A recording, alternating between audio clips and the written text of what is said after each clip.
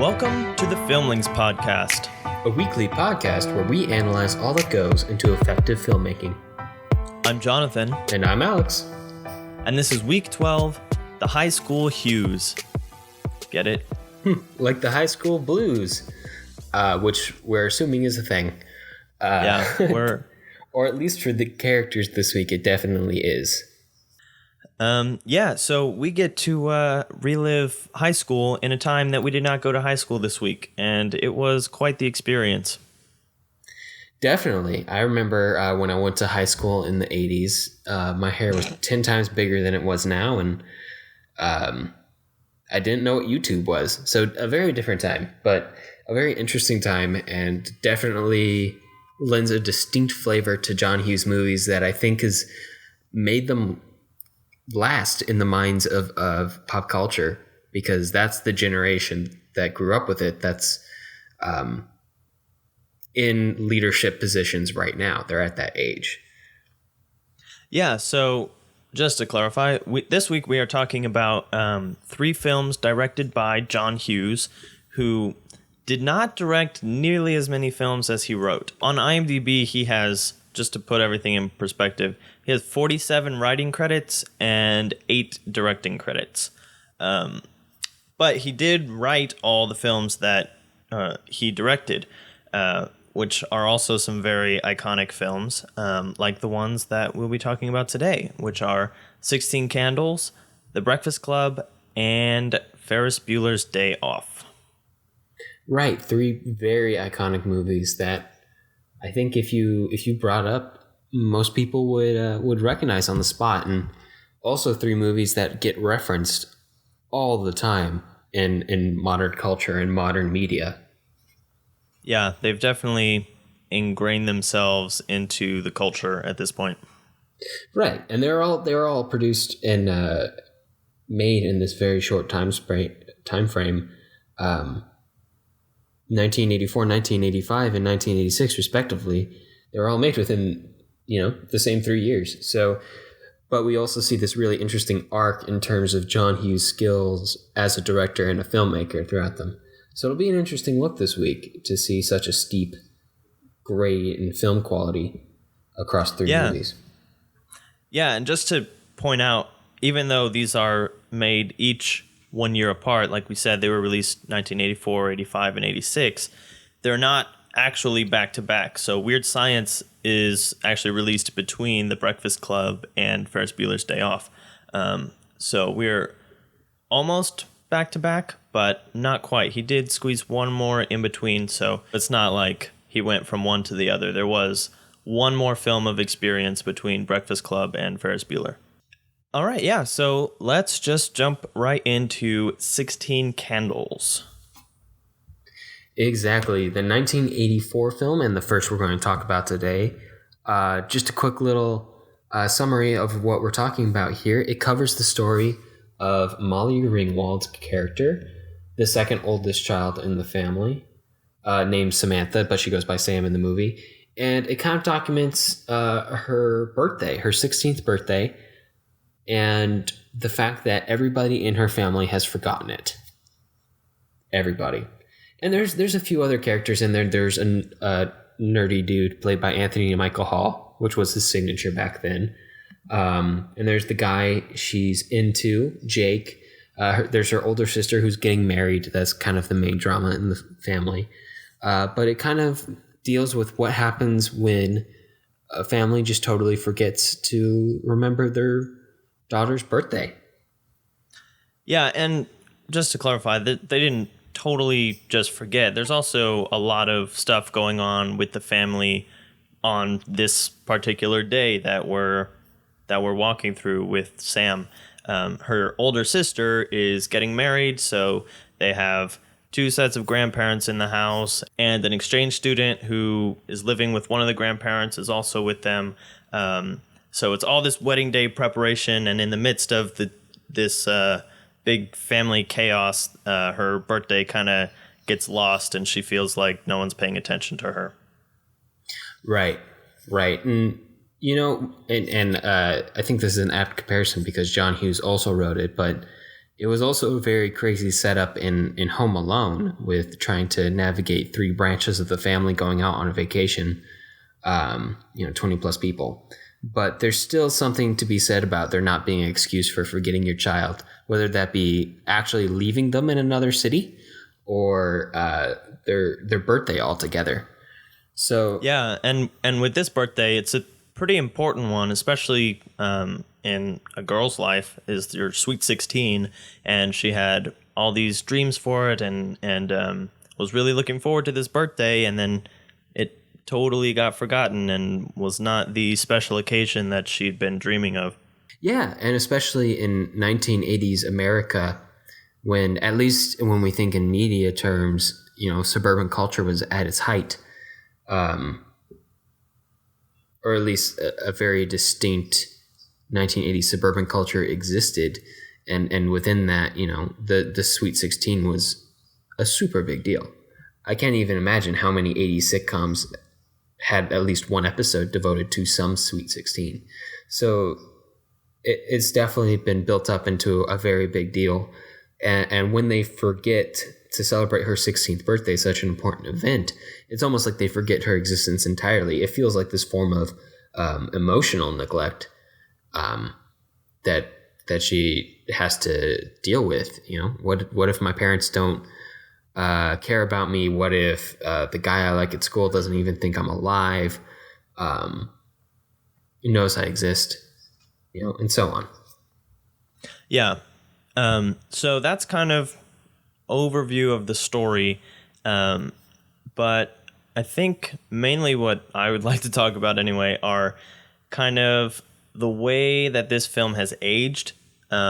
Because there are definitely some things that, for me, having seen it for the first time this week, seem really strange in terms of the way they present certain things. Right. So again, if when we talk about one of the reasons that John Hughes movies are so memorable, we have to talk about the culture that's represented on screen, and that's probably the reason why they're so memorable. Is that the 80s culture exists so prominently within them.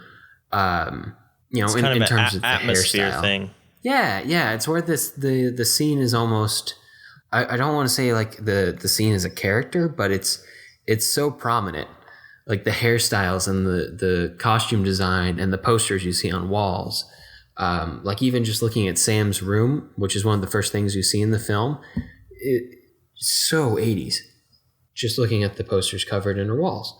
So we're looking at a different cultural time frame where making fun of a Chinese character was way more acceptable than it is today. And that's probably the big one. That's like the big one. It is cringeworthy to watch.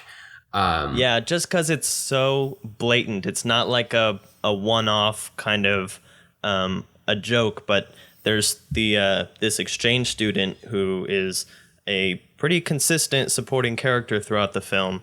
First of all, his name is Long Duck Dong, which is the butt of endless jokes. Yeah, constantly referred to just to keep bringing it up.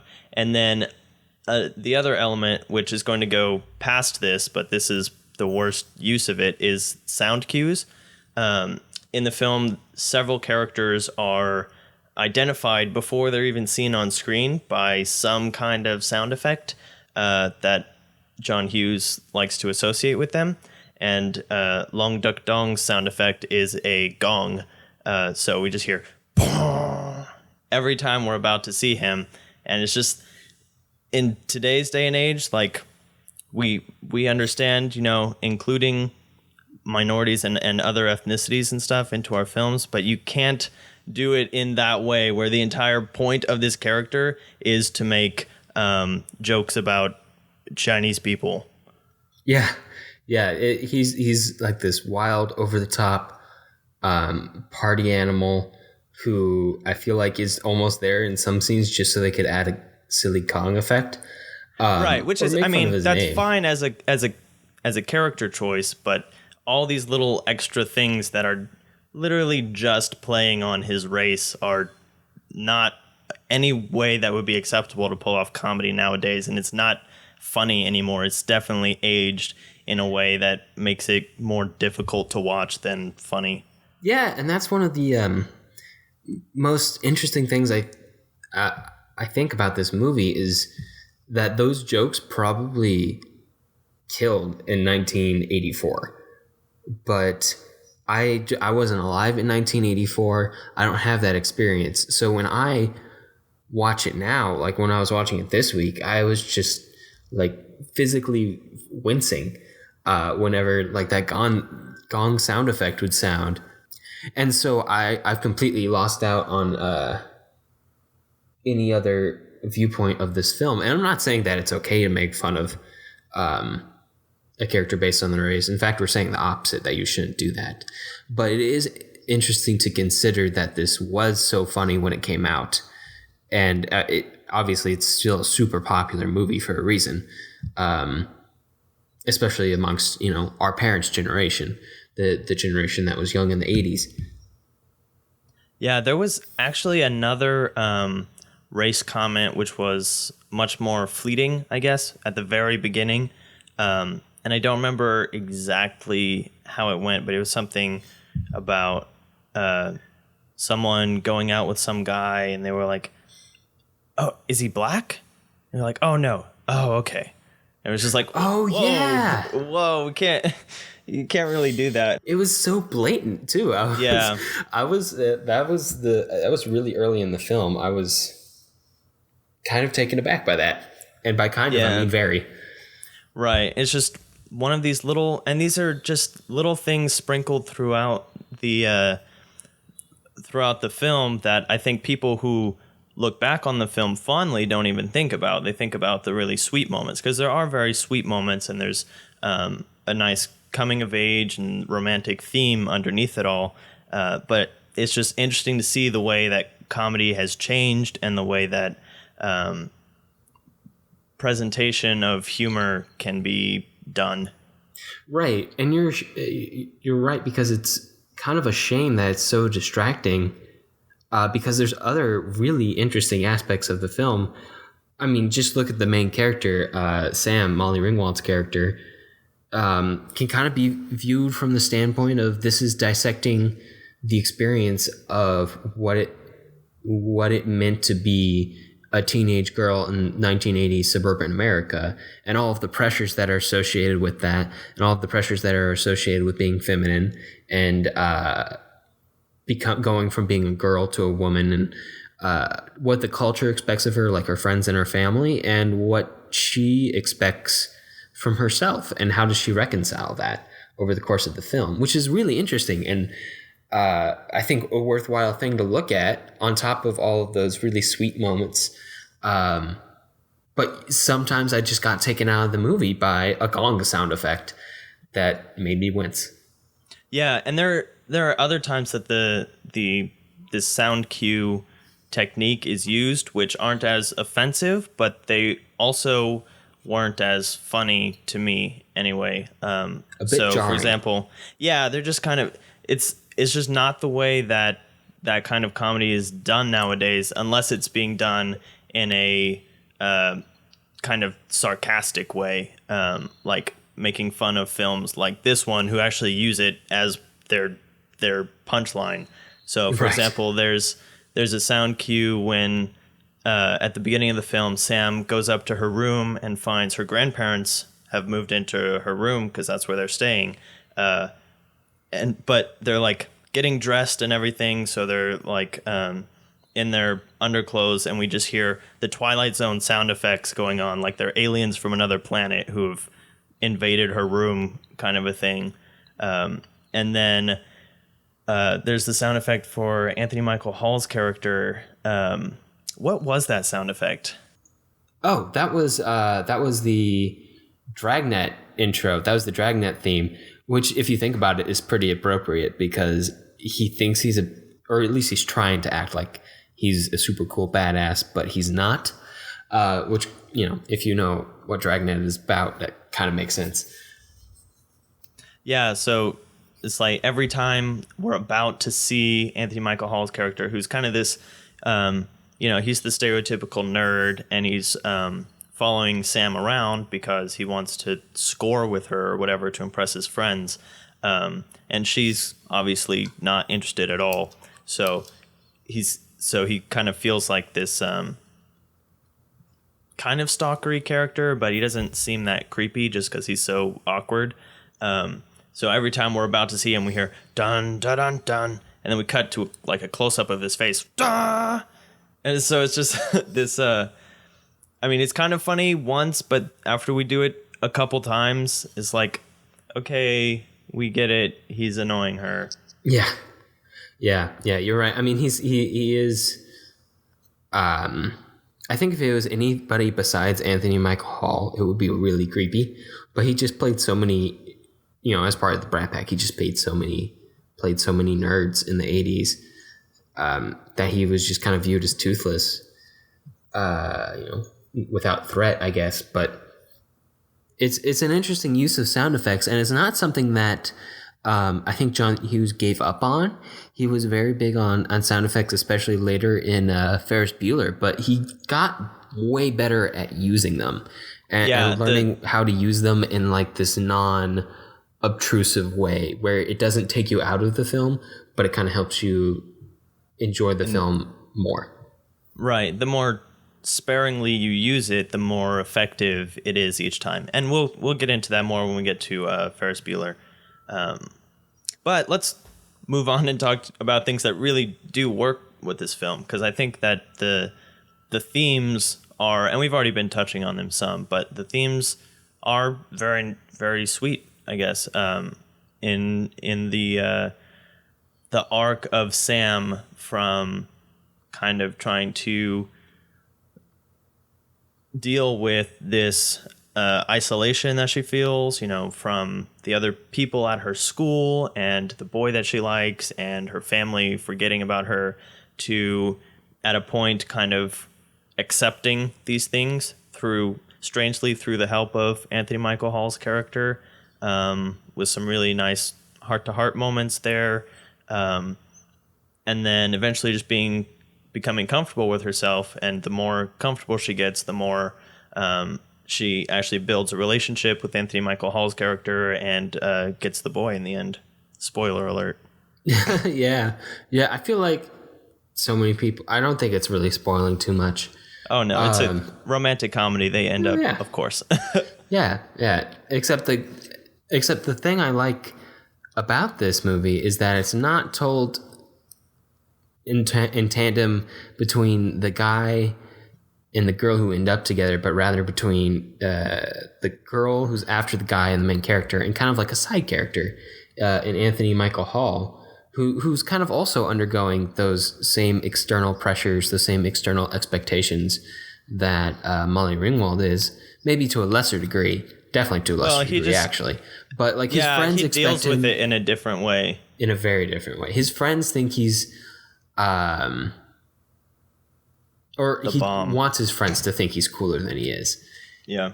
And so that's why he's constantly trying to come up with proof that he's slept with Sam, but he hasn't. So he just keeps trying to come up with proof for this and trying to live into it, and it only leads to trouble that he can get floppy disks. That was genuinely hilarious. It also kind of showed the age of this film, but in a really funny way now. That's probably more funny than it was in 1984. Yeah. That part did age well. What was the line? It was something like, "Do you know how much 3 floppy disks cost?" Yeah, it was something like, "Do you know anything about floppy disks? Well, they're expensive, okay?" Because his friends were betting him floppy disks that he couldn't hook up with Sam or whatever. Yeah, it's extremely high school in that sense, and again, that leads to the nostalgia factor on this film and its placement within pop culture and how it's kind of stuck there.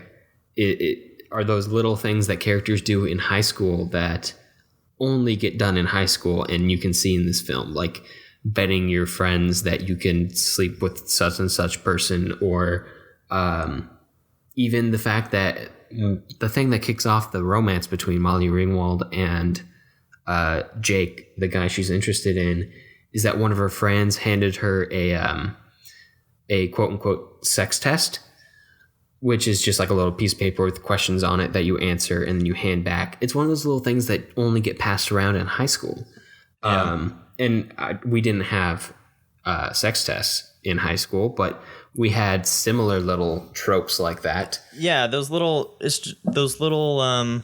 confession things where, kids are trying to figure out, what do I think about these things versus what does everyone else think about them? Because if no one else thinks it's cool, then I can't think it's cool. And if someone else thinks it's cool, then I need to, seem cool to them. So it's all these kind of petty things, but they seem really important when you're at that age. Yeah, exactly. Because you're still trying to figure out the world. And that's just a big theme with all of John Hughes's movies. Yeah, all these movies are going to deal with that. Yeah, and beyond just the nostalgia factor and the humor and the sweet moments, I think that is the real lasting moment or lasting feature of these movies. That's the real thing that could push them from being just a good movie to being like a great movie, is the fact that they deal with these really harsh, confusing topics in a really relatable way. Yeah, and this being John Hughes' first directing attempt, I think is a good place where we start to see a lot of these things that he's going to deal with in much more depth in his later films. Like, we'll see these kind of stereotypes played up more in, and the perception of stereotypes played up in The Breakfast Club, and we see some of these kind of a little bit of the ways that kids think about romance in Ferris Bueller's Day Off, and like we said, the kind of portrayal of a huge family that gets so busy that they forget about one of their children is obviously taken to the extreme in Home Alone. So this is kind of one of those things, like we've talked about with directors before, where we see a film start to display a lot of things that this director is going to become very famous for later on. Right. It's like if you watch Bottle Rocket, like there's a bunch of Wes Anderson traits in that movie that he eventually will go on to perfect, but they're not perfected quite yet. Which is, that's a pretty standard thing for a first directorial attempt, is to be expected. And, to have your first directorial attempt to be 16 Candles, which is considered such a classic movie, is nothing to scoff at. That's pretty impressive. Absolutely. And so we get to see some of those themes develop a bit more into a much more complex plot in our next movie, The Breakfast Club. So The Breakfast Club is about a Saturday morning detention session with 5 students who have all found themselves in detention for one reason or another, being kind of quote-unquote monitored by the assistant principal of the school.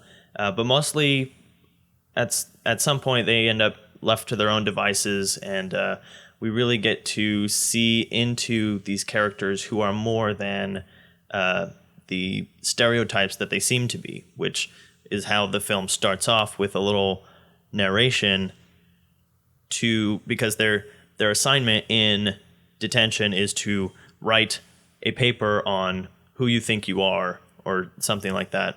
And so we kick off the film with this idea that the principal doesn't care who they are. He sees them as these stereotypes when in reality they are much more than that. So we have the jock played by Emilio Estevez. We have the dork played by Anthony Michael Hall. We have the popular girl played by Molly Ringwald. We have the criminal or the punk played by Judd Nelson, and the social outcast, I guess, played by Ali Sheedy. So throughout the film, we are set up with their stereotypes, and we all kind of identify with what that type of person should be. And then as we go through, we get deeper and deeper, and they each learn more about themselves, and kind of pull back the layers to see that what people look like or seem to be on the outside doesn't really have any bearing on who they are in reality. So yeah, each of the characters, each of the teenagers in the movie have the stereotype assigned to them, and then they also have the reality of who they are as a person, which is really complex, as all people are. And they kind of, over the course of the film, get to know these things about each other. It's kind of set up in this two-step system where each of them has two things that they don't talk about. One being their home life, their family life, and the other being the reason that they're in detention. And the only person that's obvious for is Bender, the delinquent, because he's just always in detention. In fact, there's a scene where he ends up getting detention for like the next 2 months or something like that because he keeps yelling at the assistant principal, who's awful, by the way. But yeah. But Bender serves this really important purpose in the film because he's so volatile. He's so volatile, and that's just kind of the persona that he's adopted, is kind of this asshole. But it's definitely covering up other stuff, which we get to learn over the course of the film. But because he's so aggressive, he ends up challenging the rest of the group, and taking them on escapades out of the library where they're in detention, and challenging them to reveal things about themselves, because he's making assumptions about each of them. He assumes that their lives are perfect and way better than his, but he doesn't really know the truth about them either. Yeah, and I think I kind of want to get into each of these characters and what they bring to the table. So we have... Yeah, let's do that. So yeah, we have Judd Nelson's character, Bender, who is the kind of catalyst for a lot of things that happen throughout the film. And then the flip side of, I feel like, of his character is Ali Sheedy's character, whose name is Allison Reynolds. She is kind of the outcast. She hardly talks at all throughout the film, and is just kind of doing kind of awkward, strange things off in the corner by herself, dressed in all black with a hood on most of the time, just trying to blend in with the shadows, kind of a deal. So those are kind of the two ends of our outcast character, I guess. Mm-hmm. And then we have three characters who are quote unquote the popular characters in different ways. Molly Ringwald's in very different ways. Molly Ringwald's character's name is Claire. She's kind of the prom queen, popular with pretty much everyone in the school, president of a lot of social societies. She keeps getting referred to as the princess. Right. And then on the other side of that is Emilio Estevez, who plays Andrew Clark. He's the jock. He's the wrestling captain, and his dad is all into sports and stuff. So he's like the best of the sports people. And then we have Anthony Michael Hall, who's a dork, but he's well respected in his circles, where he's the president of the physics club and all this stuff, where the characters in this room that we're in don't regard him very highly at the beginning, but in his own way, we could see that he's a different kind of popular. Right. And you're right. Each of these characters, I mean, this movie is, it's fun to watch, but it's fun to watch because you get to know these characters as they get to know each other, in these really deep, complex ways. So like when we talk about Anthony Michael Hall's character, he's not just a nerd with a perfect home life and perfect grades. He's suffering under this pressure to achieve these perfect grades, and if he doesn't meet those expectations, then he assumes his life is going to fall apart. And a similar thing with Emilio Estevez's character, the jock. He has a line in the movie, and I'm paraphrasing here, where he talks about everybody's so excited about his future and his scholarships that he could get, his coach, his dad, and so on. And he says he just doesn't feel that involved in what's going on with him, which, says a lot. He's meeting these expectations, but he has no idea what to think for himself. Yeah, and Molly Ringwald's character, Claire, is facing a similar kind of pressure, not necessarily from her family, but from her friends. We get the sense that her friends dictate everything that she does. Like, we have another discussion later on about how she can't be seen with certain people or else it will totally ruin her social persona. And she has a line about how social clubs aren't the same as academic clubs, because kind of implying that the social clubs are much more important, or they have more respect assigned to them, because that's how they're seen from the people around her. So she has that same expectation that she's living up to with her peer group. And then we have Judd Nelson's character, who we get the idea that his family kind of has no expectations for him, and he kind of gets pushed around a lot, and he doesn't really know why, which leaves him confused and wanting to retaliate against the people around him. Well, everyone expects him to fail. Right. They expect him to fail. They don't have any expectations for him to do anything great. So he doesn't have those expectations for himself. But he kind of has this idea in his mind of what everyone else's life is. He goes on this whole charade about what Anthony Michael Hall's personal life is like, which is this, pristine white picket fence family, which is him kind of falling into this mindset of stereotyping people that he's been victim to for his whole life. So there's a little bit of an irony there.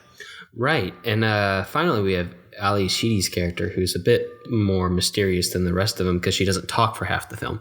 But it turns out that her parents just mostly ignore her, and she doesn't know what to do with herself.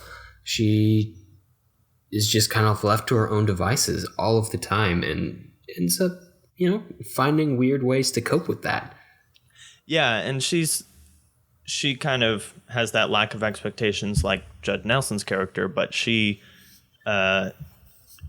deals with the neglect that she feels by kind of trying to turn invisible and not be seen by anyone in sort of the opposite way that we saw in 16 Candles, where Molly Ringwald felt invisible but wanted to be noticed. We get the idea that Ali Sheedy doesn't want to be noticed because she doesn't know what to do with any kind of attention. Exactly. And just as a side note, total tangent here, but I am accepting it as headcanon that Allison Reynolds, Ali Sheedy's character in The Breakfast Club, grew up to be Yang in Psych. Just throwing that out there. Total headcanon. I think they're the same person. But anyway, moving on. Yeah, I'm sure if we keep this podcast going for any length of time, our listeners will find out that we're both huge Psych fans, and Psych is a huge Breakfast Club fan, and almost all of these characters have been on the show. So we kind of have that image of some of these characters in our heads. Yeah, that's kind of one of the first things we bonded over was our shared love of Psych. And so since Psych references all these John Hughes movies, we figured we'd do a week on John Hughes movies. So there's our little free plug of the week. Go watch Psych. Free plug of the week. We always work our way back to it. I love it. Yeah, we haven't had one for a couple weeks, and Psych is a good one. It is. It's fantastic. But anyway, those are the complexities of these characters, and there's definitely a little more to each of them, both that I'm sure they don't mention in the film because you can only get to know someone so well in an hour and 45 minutes. Right. But also stuff that we're not going to mention here because we don't want to spoil it for you. But we will talk about the scene in which it is spoiled, and that is the confession scene from Breakfast Club. Yeah, I don't know if that's what it's widely known as, but I think everyone knows what scene that is. If we call it the confession scene, it's the scene where all these things we've been talking about come to a head.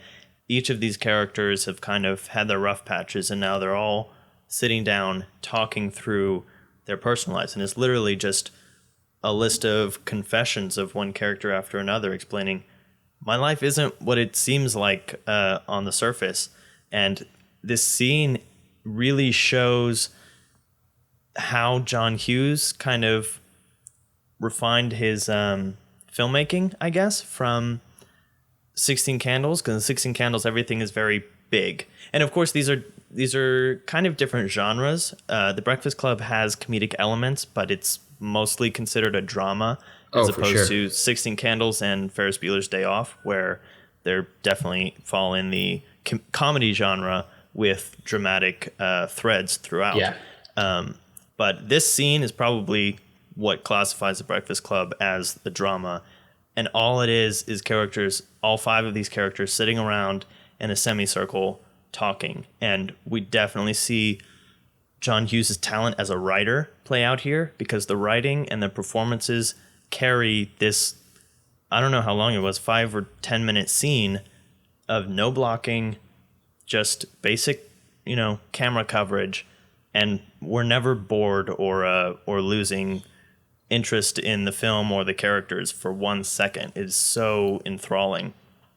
Yeah, you can't look away at all, and in some parts of it are kind of hard to watch. I mean, it's a drama scene when there's crying, but you're right. All of the strength comes from the writing and the performances, because there's nothing else that's super duper fancy or highly complex about it besides that. And we just have these characters sitting on the floor in a circle, leaning against various objects, spilling their hearts out in front of us, and you can't look away.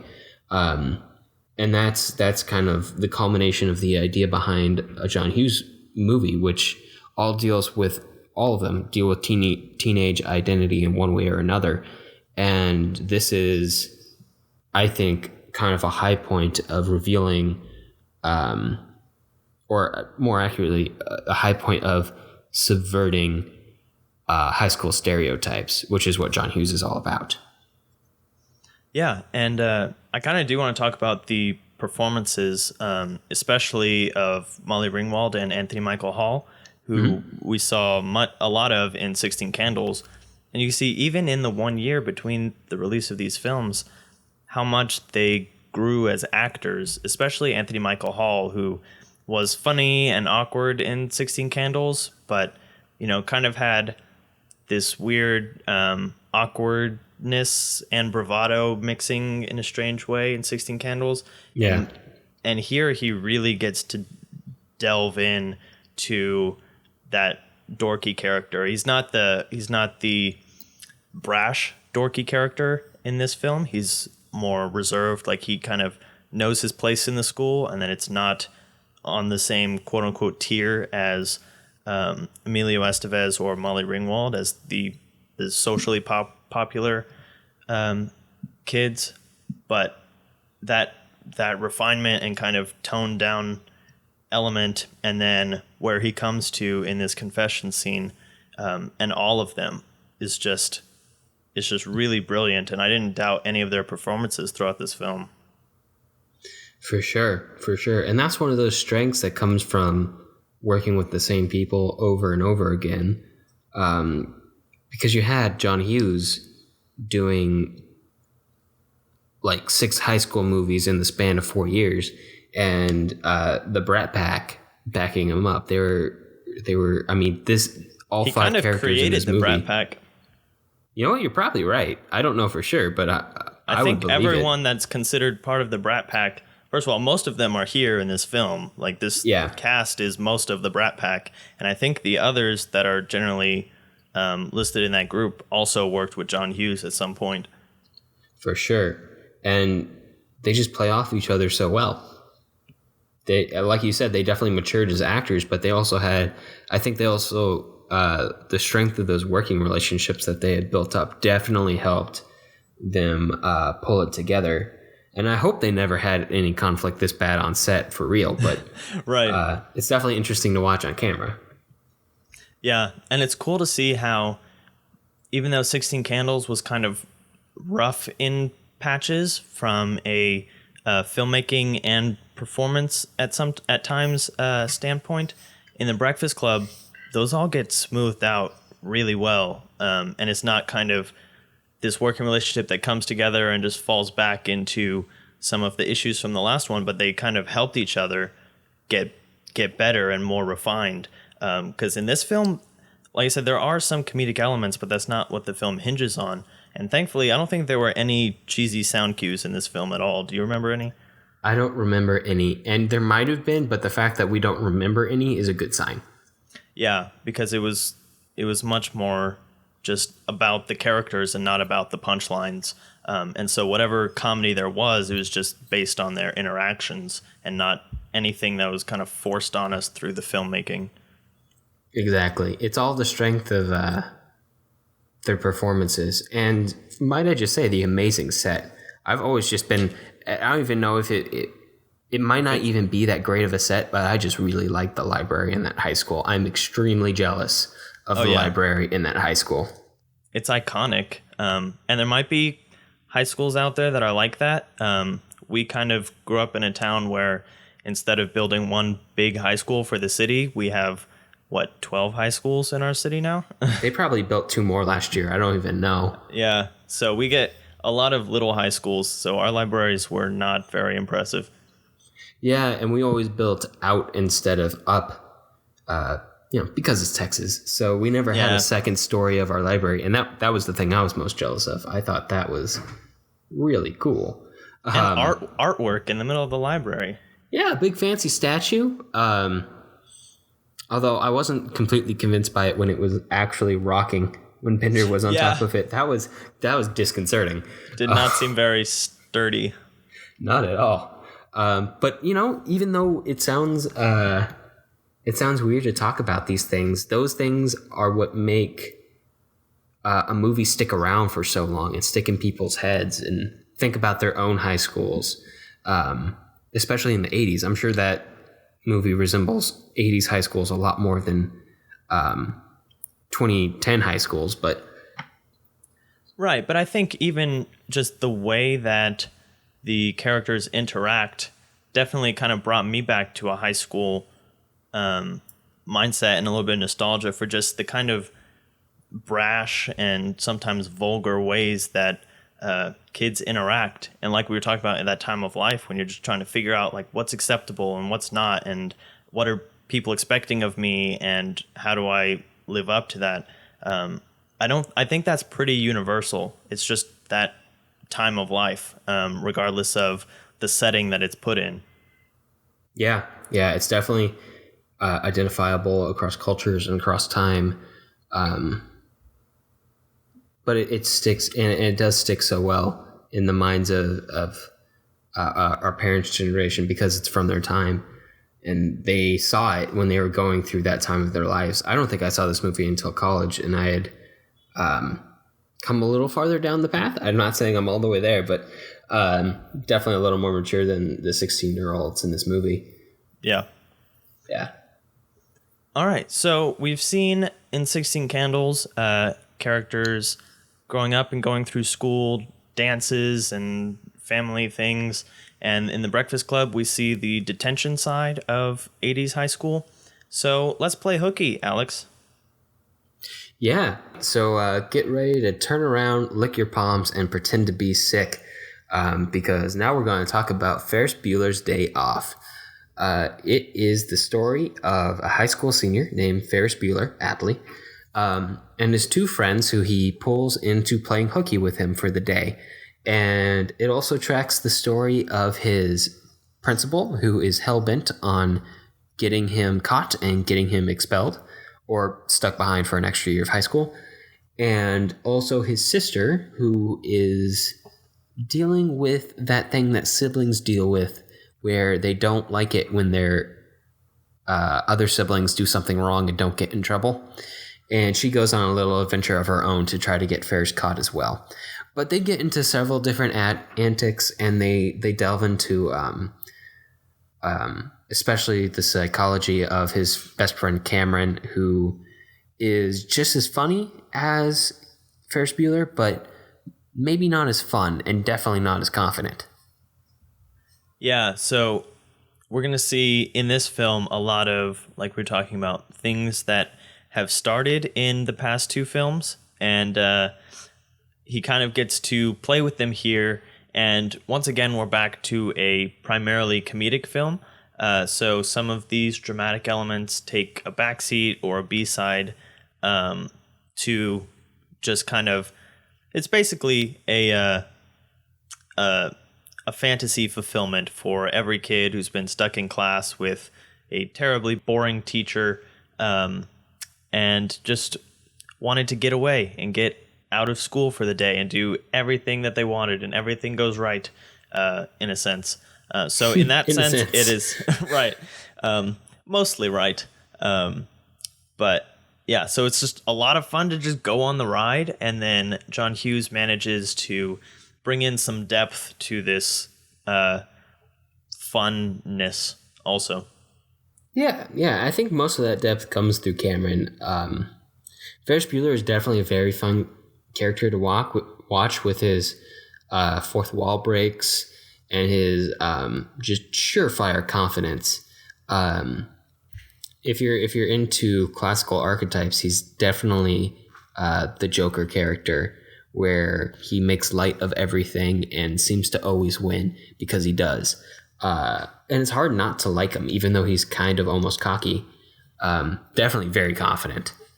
Yeah, which is totally foiled with Cameron, who is almost a hypochondriac, kind of suppressed, nervous character who has a hard time breaking out and doing anything risky because he has this fear of getting caught and fear of repercussions, sometimes warranted, sometimes unwarranted.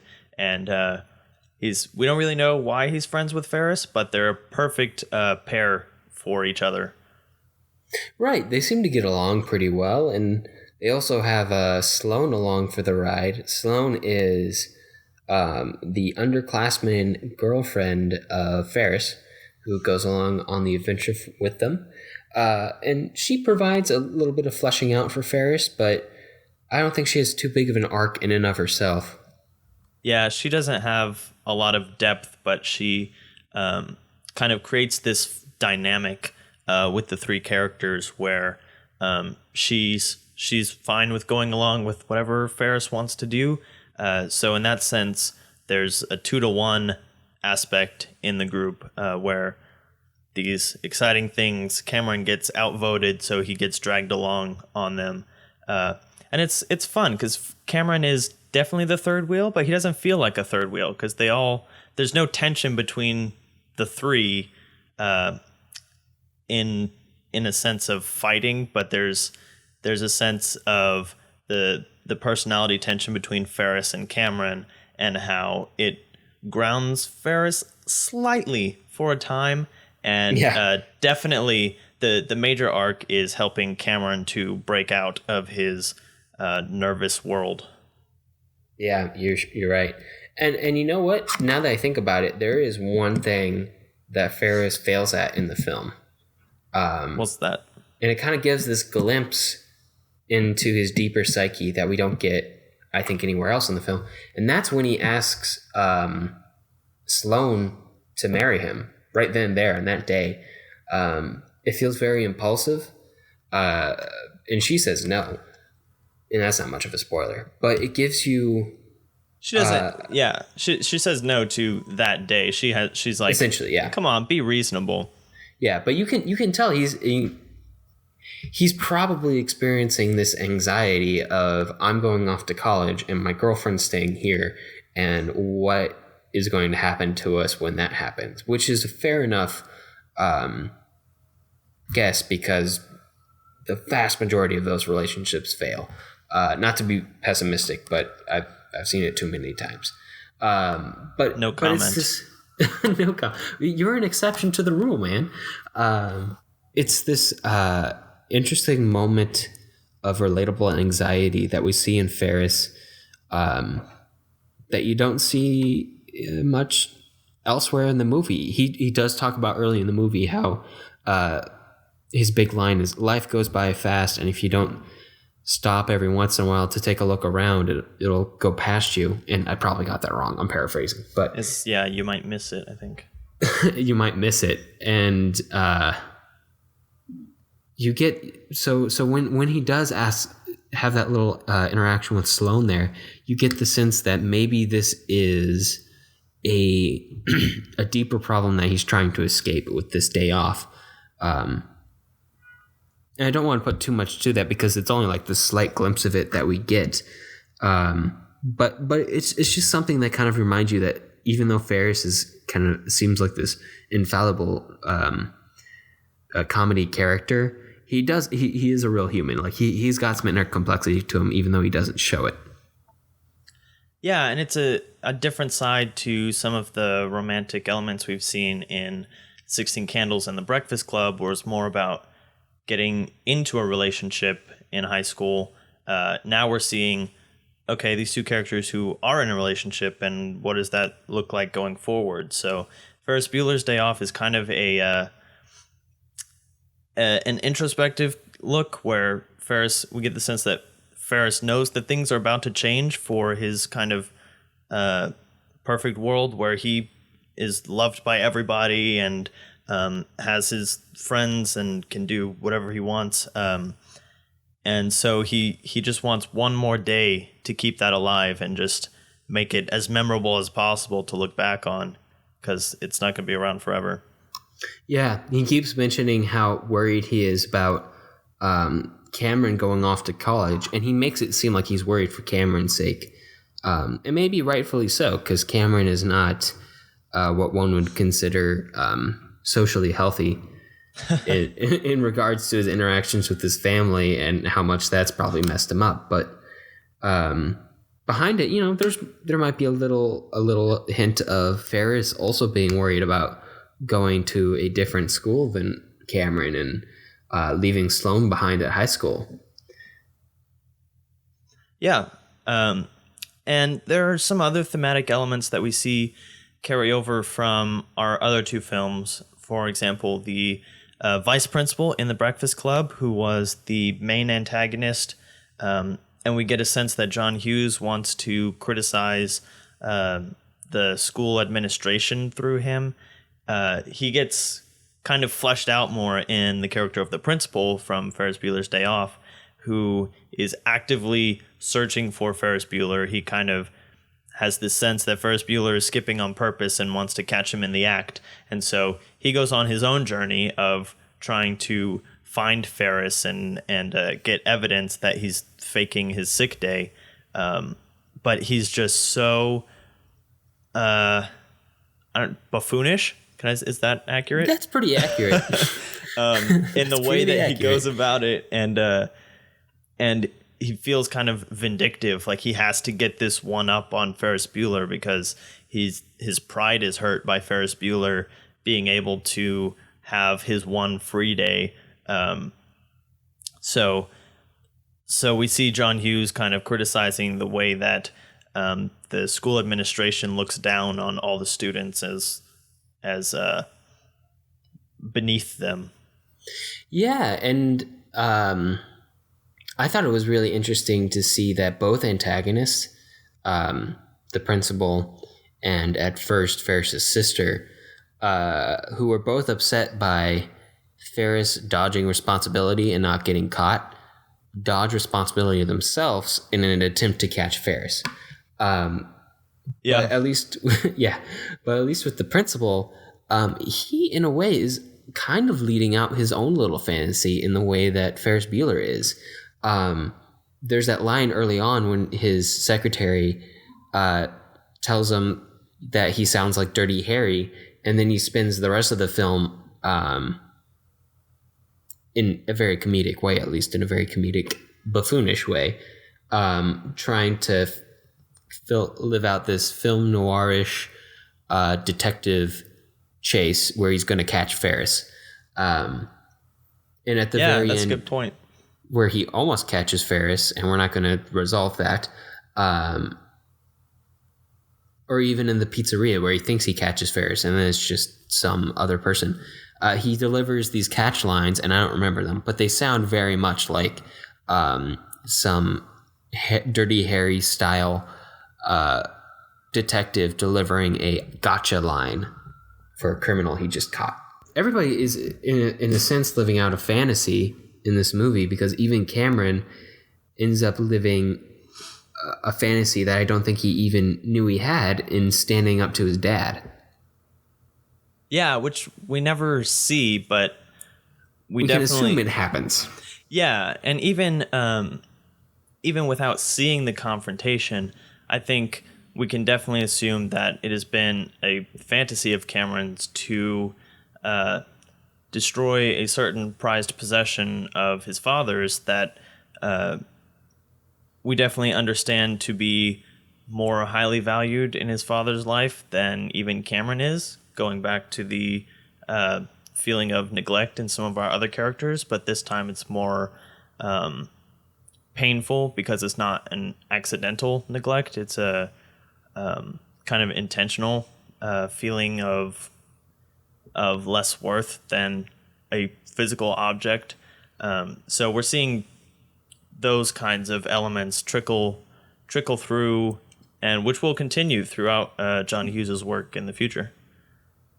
Yeah, you definitely. I mean, Cameron says it verbally throughout the film that his dad cares about such and such rather than him, or his mom. Even when Ferris brings up the idea of marriage to Sloane, Cameron's there too, and he chimes in and says that they shouldn't get married because his parents got married and they're unhappy. And again, that's kind of driving home the point that not only is there this confrontation between Cameron and his dad, but Cameron's kind of an internal pessimist throughout most of the movie, and Ferris is the eternal optimist. He thinks he can do anything and that everything will work out fine in the end. Yeah, and I think that goes into another idea presented in the film, which is the difference of home lives, because we definitely see or understand through Cameron's dialogue that his parents have a pretty terrible relationship, whereas from what we see of Ferris's parents, they have a pretty great relationship and kind of a nice family home. Their parent or their kids kind of bicker a little bit, but at the core they all love each other.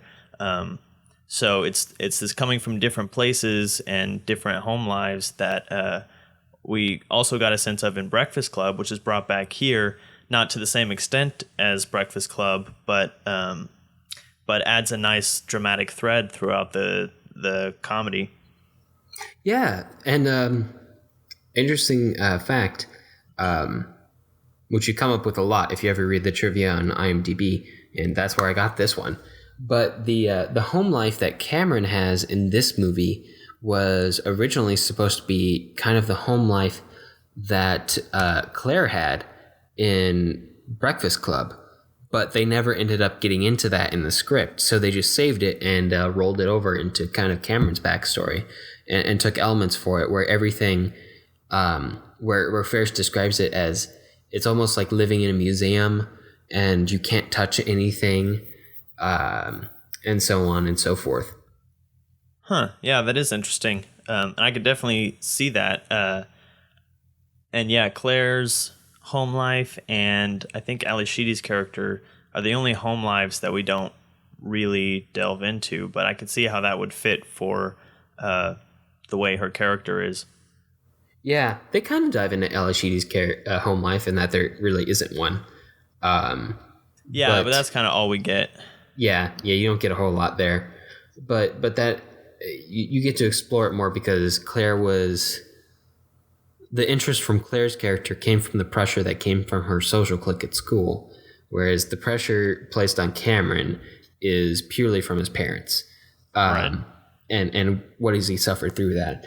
And it's weird because Ferris is also putting all this pressure on Cameron, but it's coming from in the opposite it's direction. Coming from Ferris's desire to have fun, but it's also coming from like this source of caring about Cameron. I mean, just count the number of times that he talks about how worried he is about Cameron over the course of the film, and his fourth wall breaks. It's definitely a concern on his mind, and over the course of the film, we see Cameron kind of loosen up a bit. Yeah, to an extent, and I think we can assume that he loosens up after the story is over even more, that this is kind of a momentous day that will, in his, when he grows up, that will kind of be a genesis for him having learned to live a little bit, I guess. Oh yeah, this isn't a forgettable day. I think they I think it's safe to assume they definitely affected the life trajectory of Cameron over the course of this movie. Yeah. In one way or another, something was changed that could just not be unchanged. Absolutely. Okay, so let's talk a little bit about the comedic techniques in this film and how much more well used they are than in 16 Candles. Bow, bow. Yeah, so that's kind of a musical element as opposed to a sound cue. I think there's only one sound cue that I can remember from this film, and let me know if you remember another one. But at one point, there's a moment where the Star Wars theme song is used, and it's actually pulled off pretty well. But other than that, there's no recurring, character sound cue that's pulled from some TV show that, that what you know about the TV show is what's supposed to inform us about the character. Everything else is either diegetic sound or just musical accompaniment. So we definitely see a refinement in Hughes's use of comedy, and his use of editing is much more subtle still. And I think it makes it even funnier than in 16 Candles. For sure. The museum scene has a scene that's absolutely hilarious, but it's because of how subtle it is. Yeah. And you know what I find really interesting about Ferris's character when we're talking about sound effects is the fact that Ferris uses audio, like in the movie, practically, he uses audio recordings and audio sound effects himself within the movie. That's true, yeah. To fool everybody into thinking he's sick. He sets up, he has a little keyboard with cough sounds coded into it, which is very 80s, by the way. Yeah. That he plays whenever he's on the phone with somebody to make him think that he's sick. He rigs the doorbell to play a recording in case someone comes to check on him. They rig all three of their answering machines. Oh, they do. They rig every single answering machine. It's very sophisticated. I found myself both a little impressed and a little worried because that level of thinking is either it's almost like Sherlock level manipulative. Well, I think we can. I don't think he's a sociopath, but he's. Yeah, but I think if we're still talking about ways that these things are used later on in Hughes's career, I mean, it's kind of the genesis of Home Alone, where you get everything set up to just kind of happen, as long as things happen in the exact right order that you're expecting them to, Right, which is a bit convenient to the plot, but it's so fun to watch. Right. And it's it's part of what's so fun to watch about Ferris Bueller, and it's definitely what's so fun to watch about the Home Alone movies. I mean, no one's watching Home Alone 2 for the Donald Trump cameo. I can tell you that. But for sure, that definitely plays a big part in the film. And you can tell, even though they're 2 years apart, 1984 and 1986, the use of sound effects between 16 Candles and Ferris Bueller's Day Off is similar in that you can tell it's the same person, but worlds apart in quality. Yeah. Like I said, kind of this refinement and this idea that he realizes that he can get the comedy across in other ways, and he doesn't have to accent it every time with the sound effect later on in post. Yeah. And again, with carrying over from The Breakfast Club, this movie is carried by the performances. All three of our protagonists are just shining stars on screen. They're so good in their written characters that I don't know if you can make this film without these three characters and have it be as effective, or without these three actors. Yeah. I mean, Matthew Broderick and Alan Ruck make this movie. I mean, the rest of it's really good. Don't get me wrong, but their performances are ridiculous in just the most perfect way. Yeah, You can absolutely. you can tell their characters have this friendship based on kind of like their shared sense of comedy, which is carried throughout the film. And since it's a comedy film, makes it work really well. But they play it up to such a degree that makes the characters just pop on screen. Yeah, they're so entrancing. Like even Cameron's character, who's almost catatonic, literally at one point, but almost figuratively throughout the whole film.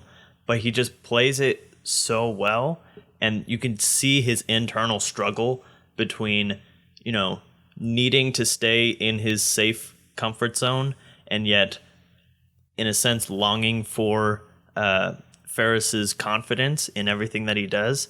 That conflict inside of his head just makes him so much fun to watch, and kind of the ridiculousness of his fears make you feel a little better about yourself. And even Jeffrey Jones, who plays the principal, even though his portrayal is kind of over the top and ridiculous and buffoonish, like we were saying, we definitely get the sense that this is how Ferris sees him and sees the administration as these, kind of incompetent characters. His secretary is literally, sniffing glue at some point, and she's just so ditzy that it's unbelievable that she would keep that job. But he's pretty much just as incompetent. Oh yeah. And even though it's a ridiculous portrayal, that's how it needs to be. It feels a little more 16 Candles-ish in its flair. But again, this is a fantasy movie, and it's all from Ferris's point of view. So the way that we see the characters is kind of the way that Ferris sees the characters. Oh yeah, and since he sees the principal as an idiot, principal's kind of an idiot, and we share. And he's an entertaining idiot, but we share that as the audience. And we would be completely amiss if we didn't dive into the fourth wall breaks in Ferris Bueller's Day Off. They're a signature of the movie, and in the past 4 or 5 decades, they've become a signature of filmmaking in general. You see them all over the place, and they're done really well in this movie. They don't seem cheesy at all. They don't seem gimmicky. They just work with who the character is, because he's so confident that, of course, he assumes that an audience is watching him. So he has to let us know what's up. And it kind of associates the audience with Ferris, because like I said, it's kind of a fantasy movie. Everyone has had this dream of running away and kind of tearing up the town and having everything go their way. So right off the bat, like, they don't try to surprise you with a fourth wall break. I think within 2 minutes, Ferris Bueller sits up and looks at us and is like, "Here's what's going on. We're gonna go on this journey together." It's right after his parents leave the room. He looks up into the camera and says, "They bought it," and we're off to the races. Just kind of summarizing that whole opening thing where he's like, "This is what's going on. I'm pretending to be sick. We're gonna go on this adventure today." But he's basically bringing the audience along for a ride and inviting them into this grand adventure that he has planned. So we're kind of the fourth member of this group with Cameron and Sloane and Ferris. Yeah, it makes for a very intimate movie, which is weird because it's a really big movie, like with the twist and shout scene, which is basically a choreographed dance number in the middle of the movie, but it still has that intimacy because our super confident, super charismatic lead will occasionally turn to the audience and include us in what's going on. Yeah, and he does that throughout the film. It's not like a one-off thing, and he's the only one who does it. So we're just kind of there, and he acknowledges us throughout the film. Yeah, and it definitely makes it seem like it's Ferris's world, since he's the one telling us about it. It's a certain point of subjectivity that is hard to reach in a lot of films, unless you're talking like Hardcore Harry or something. Hardcore Henry? Yeah, Henry. I can't remember exactly what the name of that movie was, but it was entirely shot in first-person POV. But this is a good way to achieve subjectivity in and of itself, and when it's done well, like John Hughes did it in this movie, it works fantastically. Of course, it's not always done well. Right. And it's just another element that we can see of John Hughes refining his comedy, because I can kind of see that if he had done this with the same mindset that he created 16 Candles, it might have felt rougher or not as immersive as it does in Ferris Bueller, where it just blends in perfectly. Yeah. It's kind of proof that if you sit down across 3 years and make 4 movies, you'll get really good at it. Yeah.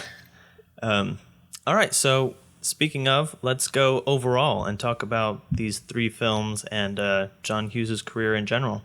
Right. And definitely John Hughes is always thought of as the high school movie director, which we can see for obvious reasons in all of these movies. And because of that, you get some interesting dynamics between the kids and the adults in these movies, like you do in actual high school, as they struggle to figure out these problems or these questions about their identities.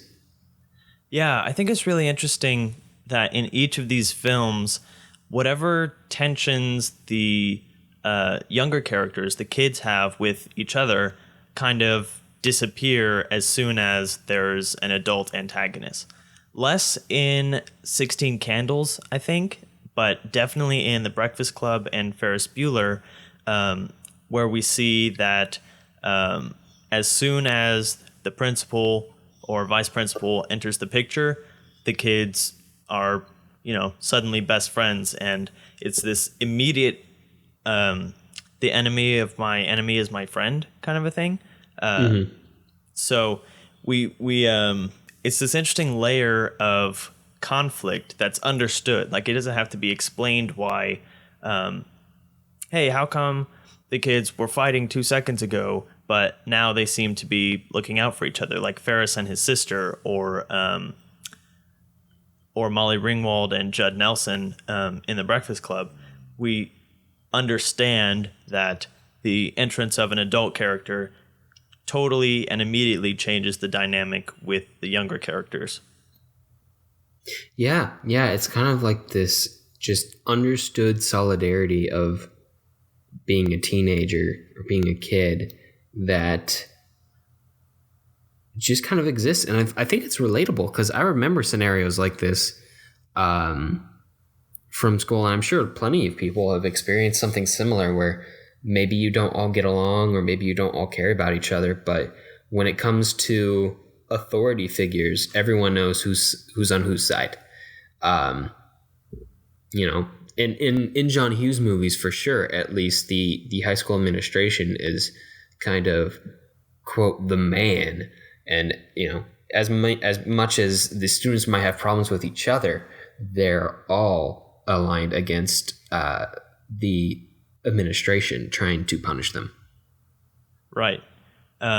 So that's just one of the themes that we see running through all of these, and we've touched on several of these themes. So there's the knock against the administration in the schools, this idea of living up to expectations and trying to figure out what those expectations are. And there's one little quick one that I noticed is that apparently John Hughes really does not like the bus, because in both Ferris Bueller's Day Off and 16 Candles, when we see the bus, it's just this chaotic mishmash of all of the kinds of people that you would not want to be around. And so there's literally in 16 Candles, when Molly Ringwald and her friend have to get on the bus, they just look at each other and say, "The bus." And then we get into it, and it's like a circus in there. And that's where Anthony Michael Hall's character come from. So that's an immediate cue to her perception of him. Yeah, and again, I think that's one of those things that's aimed at pseudo universal relatability among audiences. If you're aiming for that suburban high school demographic, is almost everybody's dealt with the bus. Maybe I think it's something that was more prevalent back in the 80s. I think it's maybe less prevalent for kids to come to school on the bus these days. Or it might just be biased because of my own experiences, but Right. and it's definitely one of those things that's associated with 80s high schools, and that might be because it honestly was, and it might be because of John Hughes movies at this point, because they inform my knowledge of the 80s almost completely because I wasn't there. Yeah.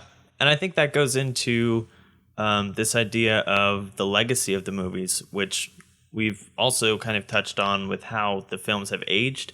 I think 16 Candles has aged the least well out of the three of these.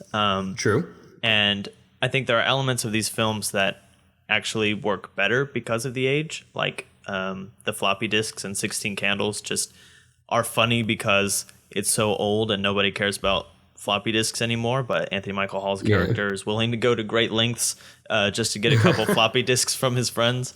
Man, you gotta get those 200 megabytes of storage. Right. And then in Breakfast Club and Ferris Bueller's Day Off, there are just elements that are kind of timeless. Either these struggles of trying to find your own identity through the pressures of peers and families, or these fantasies of running off and escaping responsibility and having everything go perfectly. Yeah, definitely. As individual films, you might see how some of them might not age super well, and a lot of that has to deal with how society has progressed over the past few decades. But definitely, as a body of work, since it was, and I think this might be boosted because it was produced and directed all within such a short time frame of basically just the 80s.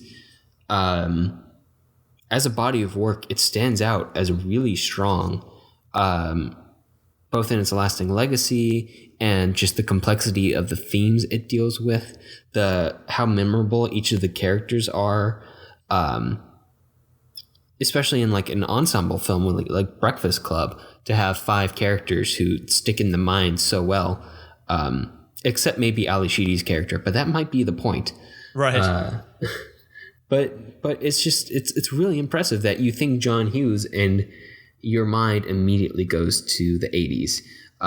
Whether you're someone like me who was never there, and so you go to your completely crafted personal mind version of the 80s, or if you were someone who was there and experienced similar things, and you go back in time a little bit and remember what it was like.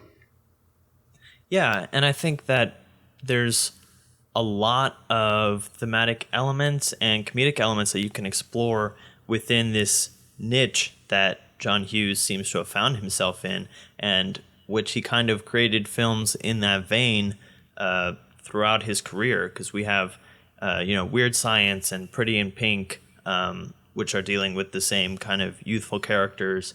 Home Alone goes even younger, and we get Kevin McAllister, who's having to kind of figure out how to live on his own for a few days, and dealing with some of the same kinds of things, and lots of other movies. So you could just kind of go through John Hughes, through his list of films on IMDb, and see a lot of these same themes of, a younger person trying to figure out who they are and how to interact with the people around them, and whether they need to live up to those expectations and whether they even can.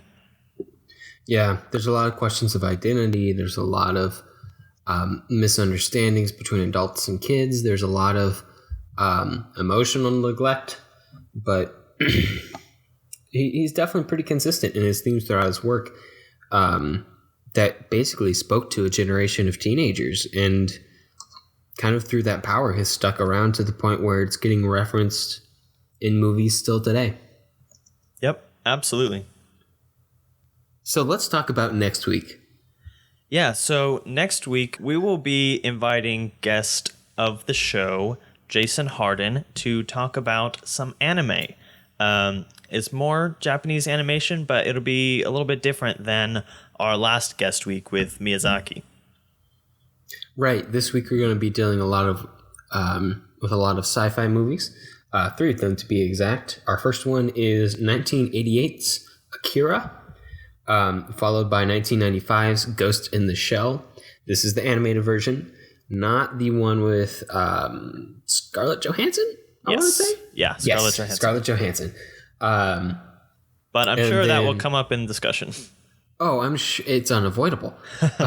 We're going to have to talk about that. And then 2006's Paprika. And I'll be honest, I've only ever heard of one of these, but I am very excited to see them.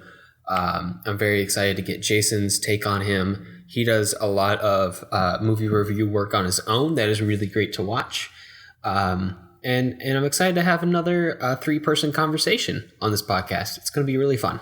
Yeah, and I'm excited to look at some more Japanese animation. And this time we're getting kind of the dark and gritty side of anime. For sure. And before we go, we also have one other little announcement this week. We are excited to say that The Filmlings now has its own website. Yeah, so our blog address is now thefilmlings.wordpress.com. Soon we'll probably have a dedicated domain, but baby steps.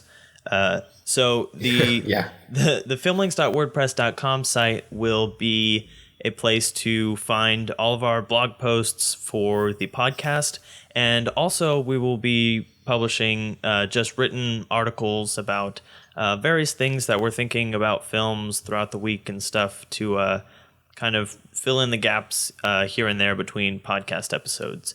So those will be written by us whenever we get around to it, and also we'll have some guest writers too. So be looking out for that.